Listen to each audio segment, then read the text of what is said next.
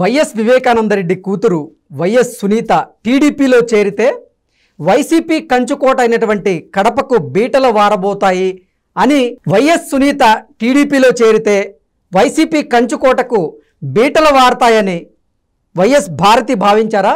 అందుకే వైఎస్ సునీతను టీడీపీలో చేరకుండా నిలువరించేందుకు తన మిత్రులతో రాయబారం పంపించారా అంటే అవుననే సమాధానం ఇస్తున్నారు కొంతమంది రాజకీయ విశ్లేషకులు. ఇక ఇదే అంశానికి సంబంధించి మనతో మాట్లాడేందుకు ప్రముఖ రాజకీయ విశ్లేషకులు కృష్ణకుమారి గారు మనతో ఉన్నారు. మేడంతో మాట్లాడదాం. మేడం నమస్తే. నమస్తే మేడం, వైఎస్ వివేకానందరెడ్డి కూతురు వైఎస్ సునీత టీడీపీలో చేరితే తమ కంచుకోట అయినటువంటి కడప జిల్లాకు బీటలు వారబోతున్నాయని వైఎస్ భారతి భావించారు. అందుకే వైఎస్ సునీతను టీడీపీలో చేరకుండా నిలువరించేందుకు తన మిత్రులతో రాయబారం పంపించారు సునీతకు అంటూ కూడా ఒక వార్త ఇప్పుడు సోషల్ మీడియాలో చక్కర్లు కొడుతూ ఉంది. మీరు అవసరమైతే కాంగ్రెస్లో అయినా చేరండి, కానీ టీడీపీలో మాత్రం చేరకండి అంటూ రాయబారి ద్వారా మెసేజ్ పంపించారట. ఏంటి ఈ వార్తల్లో వాస్తవం ఉంది? ఉండొచ్చు, కానీ ఆశకి అంతు లేదంటారే, ఆకాశం అంత ఆశ అంటారు. దానికి మినహాయింపు లేదు భారతీరెడ్డి విషయంలో. ఇప్పుడు చంపింది వాళ్ళ నాన్నని, అవును, చచ్చిపోయాడు మా నాన్న అని చెప్పి ఆమె కోర్టుల చుట్టూ తిరుగుతూ ఉంది. ఈవిడ చెప్తే ఆవిడ ఎట్లుంటుంది? ఏదో దింపుడు కళ్ళం ఆశ తప్పితే అడిగే అవకాశం అయితే ఉంది. ఇప్పుడు వాళ్ళు ఇవన్నీ ఆలోచించే పరిస్థితులు లేరు. చాలా క్లిష్ట పరిస్థితుల్లో ఉన్నారు ఇవాళ. దేశం క్లిష్ట పరిస్థితిలో ఉన్నది ఎంత నిజమో, భారతీరెడ్డి క్లిష్ట పరిస్థితిలో ఉన్నది కూడా అంతే నిజం. ఓకే, ఆ దీంట్లో వాళ్ళు ఏదో సునీతకి చెప్పాలని అనుకుని ఉండొచ్చు, తన బంధుమిత్రులతో రాయబారం పంపించి. అయితే ఎలాగూ షర్మిలతోటి ఏం పెద్ద ప్రమాదం లేదు అని వాళ్ళకు ఒక ఐడియా వచ్చేసేసింది, ఒక కంక్లూజన్కి వచ్చేసారు. ఆమె కాంగ్రెస్లో చేరింది కదా, ఆమె కాంగ్రెస్లో చేరటం వేరు. కానీ వైఎస్ సునీత కాంగ్రెస్లో చేరితే కూడా వాళ్ళకి నష్టమేమి లేదు. కానీ షర్మిల ఎలాగో వచ్చి తెలుగుదేశంలో చేరదు కాబట్టి షర్మిల దగ్గర అసలు ఆ కండిషన్స్ ఏం పెట్టలా వీళ్ళు. ఆమె వెళ్ళింది, కాంగ్రెస్లో చేరింది, అది పెద్ద విషయంగా అనుకోవట్లేదు. ఏదో తిట్టుకున్నారు, ఈ 2 రోజుల్లో అందరూ అన్నీ మర్చిపోతారనే ఒక ఉద్దేశంలో ఉన్నారు. మరి సునీత విషయంకి వచ్చేసరికి సునీతకి ఎంతో కొంత చంద్రబాబు నాయుడు సపోర్ట్ ఇచ్చాడు. ఇవ్వకపోయి ఉంటే సునీత ఇంత ధైర్యంగా నిలబడేది కాదు అనేది వాళ్ళ ఉద్దేశం. చంద్రబాబు నాయుడు సహాయం చేశారో లేదో మనకు తెలియదు, కానీ అసలు సునీతకి ముందు వెనక తెలీదు, ప్రపంచంతో సంబంధం లేనట్లుంటుంది. ఏదో అపోలో హాస్పిటల్లో పనిచేసుకుంటూ ఉంటుంది, కొన్నాళ్ళు అమెరికాలో ఉండొచ్చింది, ఆవిడకి ఏం తెలుసు అనే ఉద్దేశంలో వాళ్ళు ఉంటారు. అలాంటి ఆమెకి ఇంత ధైర్యం ధీమా వచ్చినాయి అంటే తెలుగుదేశమే కారణం అయ్యి ఉంటుంది అనే ఉద్దేశంతో, అంటే ఎందుకు చేశాడు చంద్రబాబు నాయుడు హెల్ప్, తర్వాత తన పార్టీలో చేర్చుకుంటాం కోసమే చేశాడు అని చెప్పి వాళ్ళు అర్థం చేసుకున్నారు. అర్థం చేసుకుని తెలుగుదేశం మట్టుకు చేరకు, చేరితే గిరితే అక్క చెల్లెళ్ళు ఇద్దరు కలిసి ఒకరిని పట్టుకు ఒకళ్ళు ఏడుద్దరు, కానీ అక్కడే ఉండండి కాంగ్రెస్లోనే ఉద్దేశంతో.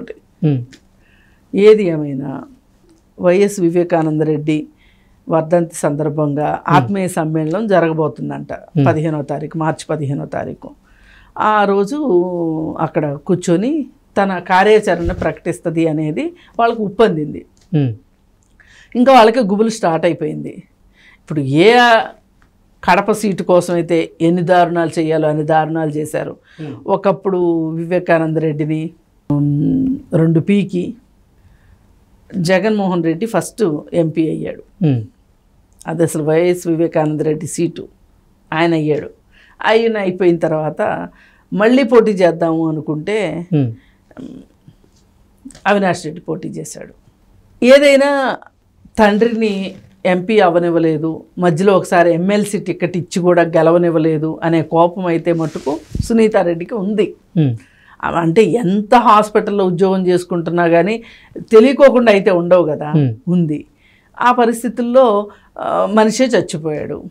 ఈ మనిషి చచ్చిపోవటానికి ఆమెకున్న కంక్లూజన్స్ ప్రకారం వాళ్లే చంపారు అని ఆమె బలంగా విశ్వసిస్తుంది. ఆ ప్రాసెస్లో అసలు వాళ్ళు చెప్పిన మాట ఎందుకంటది? పై ఈ మధ్య వచ్చిన వార్త ఏంటంటే వాళ్ళ అమ్మ పోటీ చేస్తుంది అని. అవును, వాళ్ళ అమ్మ పోటీ చేస్తాం, వాళ్ళ అమ్మ అయినా పోటీ చేయొచ్చు, ఆవిడైనా పోటీ చేయొచ్చు, ఎవరు పోటీ చేసినా అక్కడ ఆ ఏరియాలో, పులివెందుల ఏరియాలో, కడప జిల్లాలో గడప గడపకి అర్థమైపోయింది ఏంటి అంటే వీళ్ళు ఎంపీ టికెట్ కోసమే వివేకానంద రెడ్డిని చంపారు అనేది ఒక వార్త అయితే మట్టుకు నమ్ముతున్నారు ప్రజలు. ఈ మధ్యకాలంలో జరిగిన విషయాలన్నిటిని చూసి అప్పుడు నమ్మలేదు, 2019లో నమ్మలా, ఇప్పుడు నమ్ముతున్నారు. మరి ఎంతైనా చచ్చినోడి కళ్ళు చారడు కదా, చనిపోయాడు, పైగా బలవంతపు చావు, హత్య కదా, అది సింపతి ఎక్కువ ఉంటుంది. చనిపోయిన దానికన్నా హత్య చేయబడితే ఇంకా సింపతి ఎక్కువ ఉంటుంది.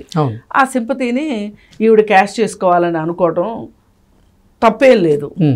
పైగా ప్రజలు కూడా అసలు మీరు ఇంతకు బరితెగిస్తారా, రాజకీయాల్లో హత్యలు ఇవి సాధారణం అయినప్పటికీ సొంత ఇంట్లో వాళ్ళని చేయడం అనేది మట్టుకు సొంత ఇంట్లో వాళ్ళని చేయడాన్ని ప్రజలు జీర్ణించుకోలేరు.